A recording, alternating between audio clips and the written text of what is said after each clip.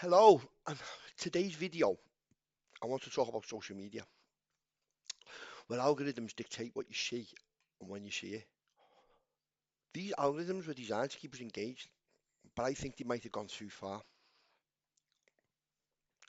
Platforms like YouTube, Facebook, Twitter, and TikTok use complex algorithms to personalize our feeds. The idea is simple: show you content you're interested in to keep you scrolling, to keep you visiting the website. But there's a dark side to this personalization.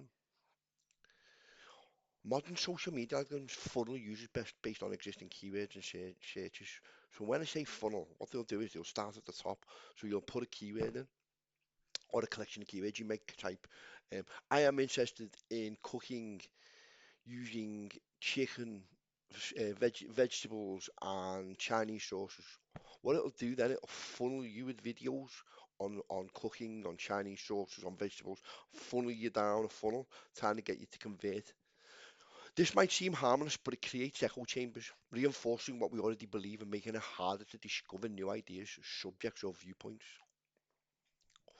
These algorithms are designed to maximize engagement, as mentioned before with the funnel, often showing us content that's similar to what we previously liked or searched for.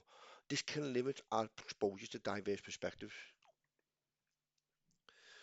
The result is a feedback loop where our views can become even more entrenched, leading to greater polarization and division. Let me give you an example. You might do a search for anti-vax.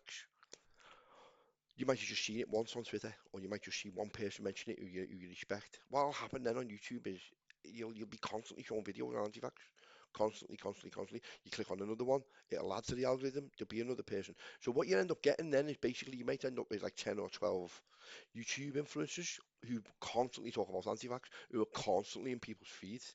What it starts with anti-vax at the top, which is a wide funnel, and then it funnels you right the way down.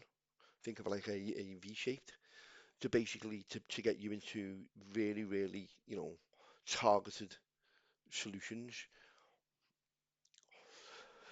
So this can lead to an endless stream of related videos, which are each more extreme than the last.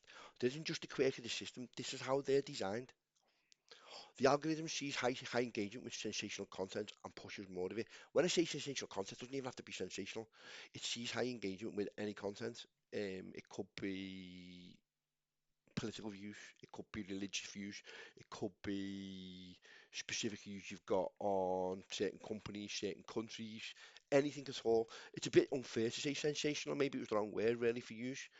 This is particularly dangerous when it comes to topics like anti-vaccine, wars, religious beliefs, politics, etc. Once a user interacts with a conspiracy theory content, they're often bombarded with similar videos, effectively brainwashing them into a specific way of thinking. This can lead to a distorted view of reality, making it harder to distinguish fact from fiction.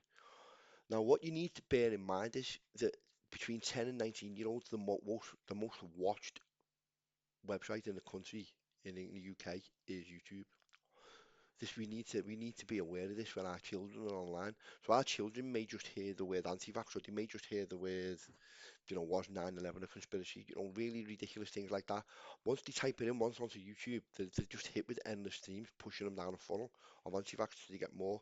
I think the biggest issue is with religious and political views, really extreme. We've seen it ourselves. The impact on society is profound. We see an increase in polarization, more extreme views, and even a public health crisis exacerbated by misinformation. It causes a huge amount of division. Basically, we're getting division and we're getting people getting more and more incensed in their views. I'm finding it more. In essence, I call it brainwashing, but it's more difficult to logically explain to these people why. If you can think about it, if somebody's been sat at home and they've been watching videos for 3, 4, 5 years on a certain subject, and then you come along and go, well, okay, well, this might be wrong. Because of American free speech laws, the people in the videos are allowed to say anything they want. They don't need to tell the truth, like on a TV advert, for example, on the BBC. They don't need to tell the truth. There's no consequences for saying anything they want, especially on platforms like Twitter, which are completely free speech. It doesn't have to be this way. We need algorithms that improve diverse viewpoints and encourage critical thinking. Platforms must take responsibility for the content they promote and prioritize the well-being of the users over engagement metrics. It's time to demand better from our social media platforms. Together we can create a digital world that broadens our horizons instead of narrowing them. And basically, I think we all need to come together and approach these social media companies, look at things like election interference, look at things like mass software bots. So what makes this thing worse as well is our people, our children are engaging with people on, for example, Twitter, TikTok, YouTube, and what they don't realise is 60, 70, 80% of them comments and them videos may be from software bots who are targeting keywords. So basically, for example, a company might want to sell. I'll give you an example of. I won't give you a company might want to sell pizzas or pepperoni pizzas. So what they'll do is they might want to sell pepperoni pizzas to every Taylor Swift fan, and they've called the pizza to the Taylor Swift pepperoni or whatever. So what they'll do is they could use software bots. They can pay software bots to target every video with Taylor Swift in, and then target it with the keyword. Software bots to come along and say, "Have you tried this pepperoni Taylor Swift pizza?"